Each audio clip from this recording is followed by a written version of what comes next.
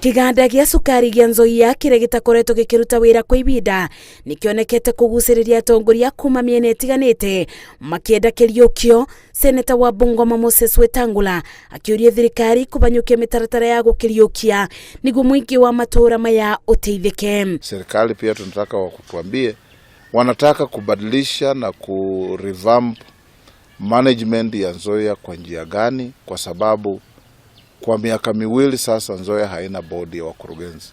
Wetangula ogete ateti arĩa maroka kwetha kura gĩcigo-inĩ gĩkĩ merire mũingĩ ũrĩa kĩganda gĩkĩ gĩkũthia na mbere kũruta wĩra kuona kĩgunaga makiri ma aikari arĩa nĩ arĩmi aigwa.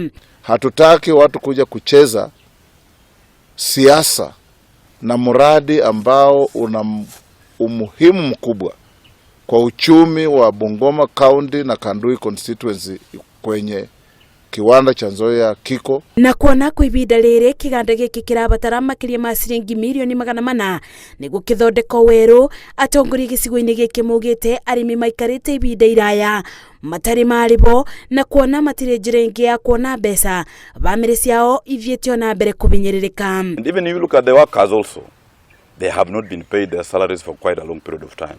So there is a whole situation of despair within the Kandui constituency because of the non-operations of Nzoia Sugar Company.